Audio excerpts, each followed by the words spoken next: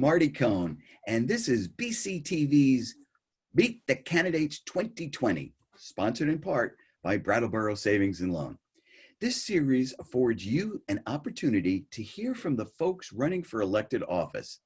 Today, our guest is Congressman Peter Welch, the Democratic Party candidate for the U.S. House of Representatives. Welcome, Congressman Welch. Good to be with you. Well, I know you're a busy guy, so I'm just going to delve right into these probing questions. First question, why are you running for re-election?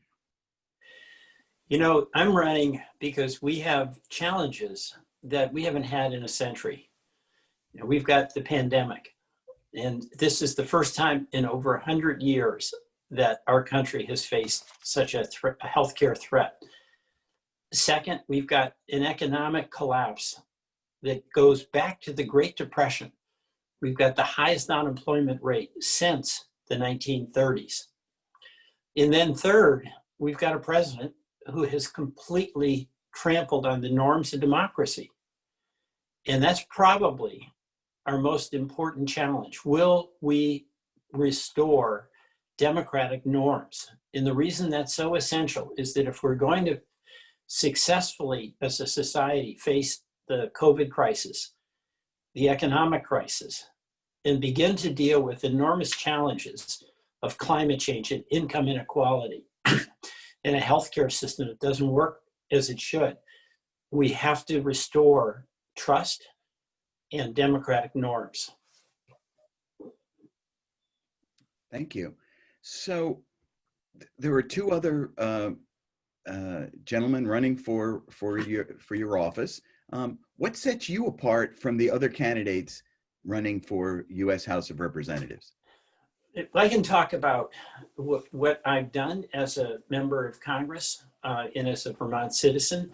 And, you know, my view is that the democracy that we have is under assault.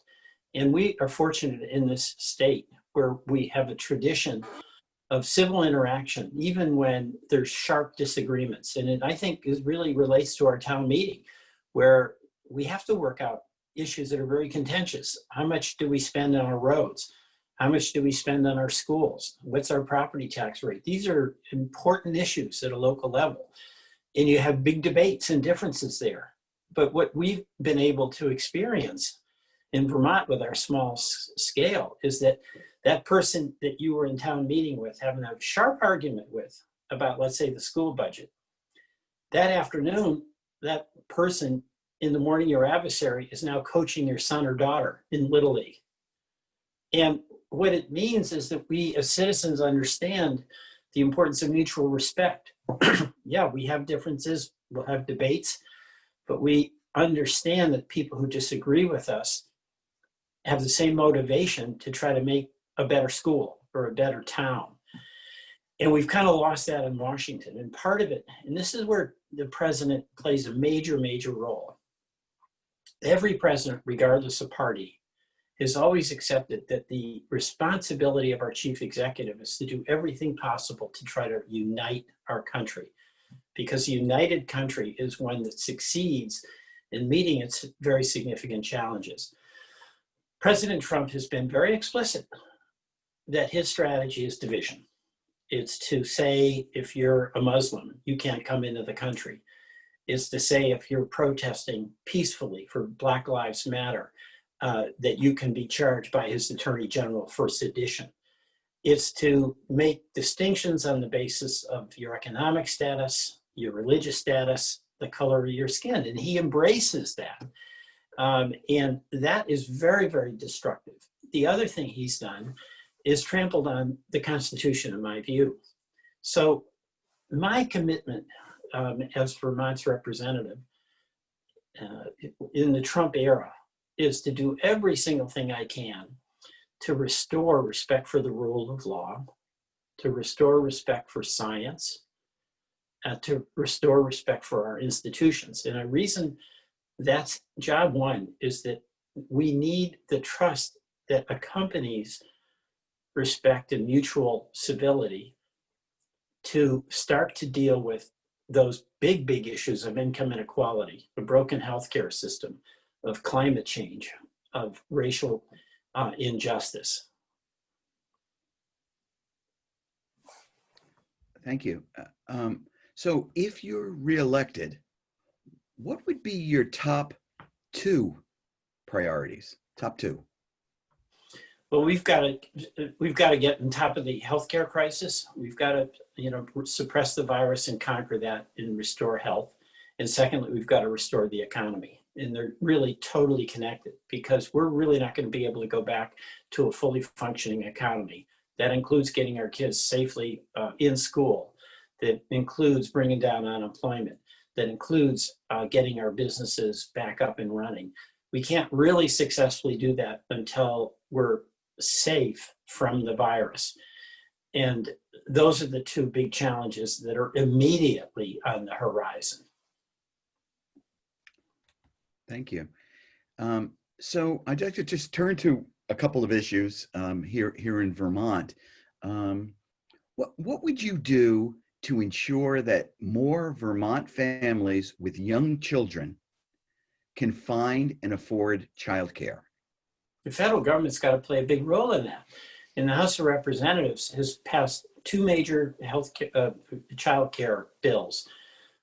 One is billions of dollars for child care that is in the HEROES package. And as we speak, that's something that the House passed over 4 months ago. And it's in Senator McConnell's Senate. And it's up to Senator McConnell whether to allow the Senate even to vote on it, okay? But that child care money is in recognition of how challenging it is for folks who have young families and jobs to do all that's required during COVID times.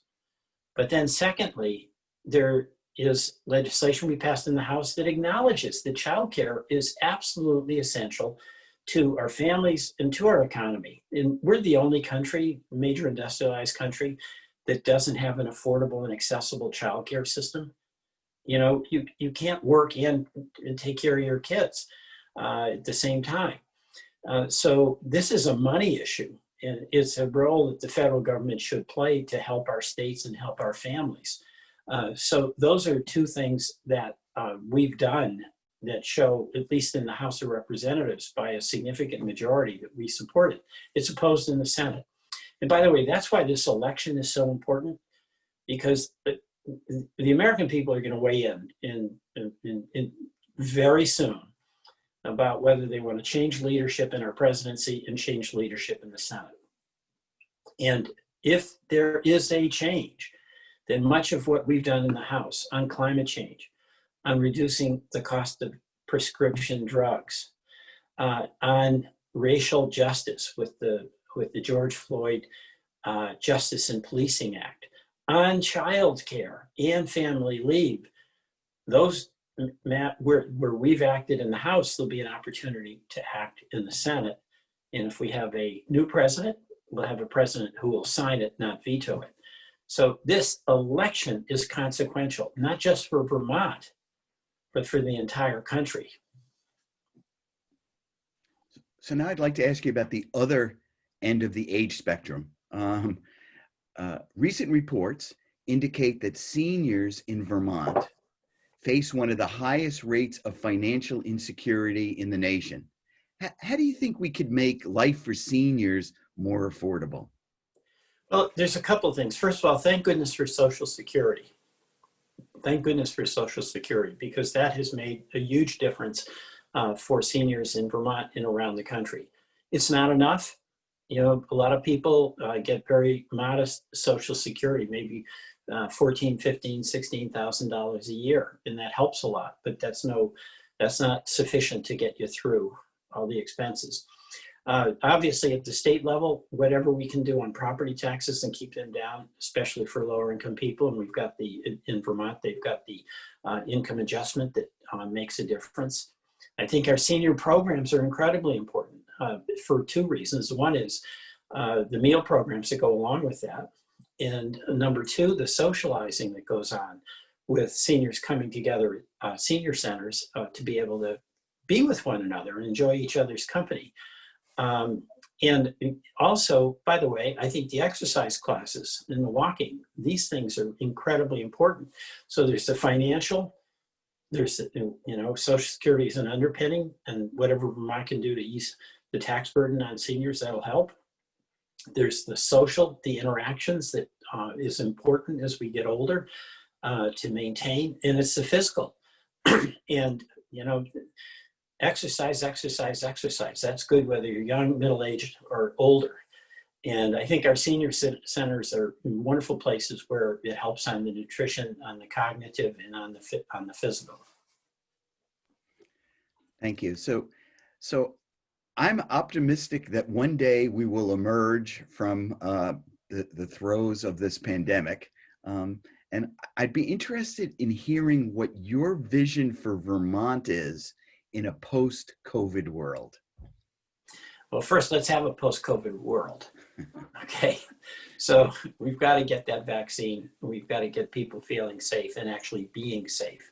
But my vision is that we've got to get, when we get out on the other side, the threat is that a lot of those Vermont institutions that we so appreciate and make such a difference in the quality of our life will not have been able to hang on. I mean, there's a real fear that 40% of all our small businesses won't survive. Well, that'd be terrible for Vermont. So I want us to make certain that we provide enough financial aid so that our restaurants, when we get to the other side, can open up. That our nonprofits, let's say the Latches Theater down in Brattleboro, really important local community institution, is able to survive.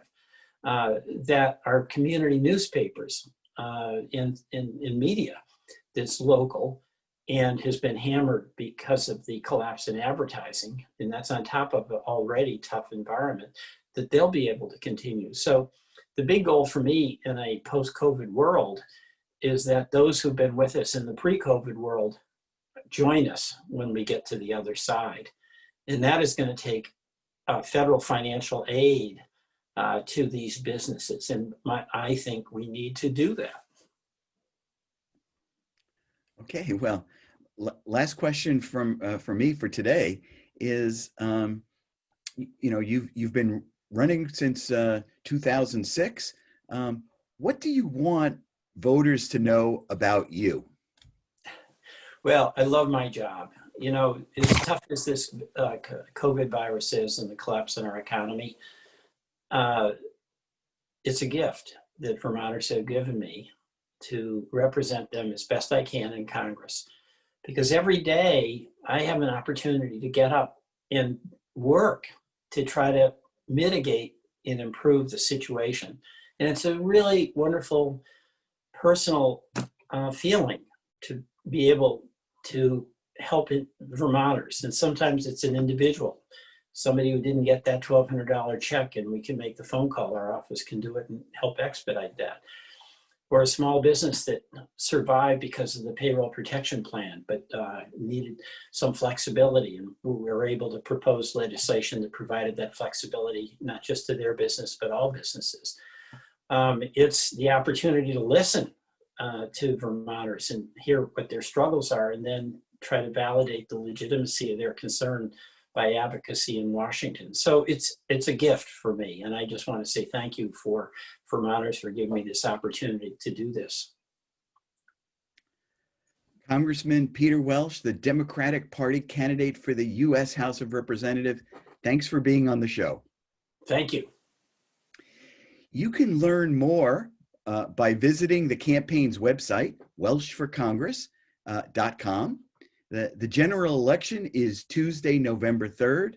Remember, you can vote early in person, vote absentee by mail, or vote absentee hand-delivered on Election Day. Whichever way works for you, please vote. Thanks for watching Meet the Candidates 2020, sponsored in part by Brattleboro Savings and Loan. I'm Marty Cohn. Stay healthy.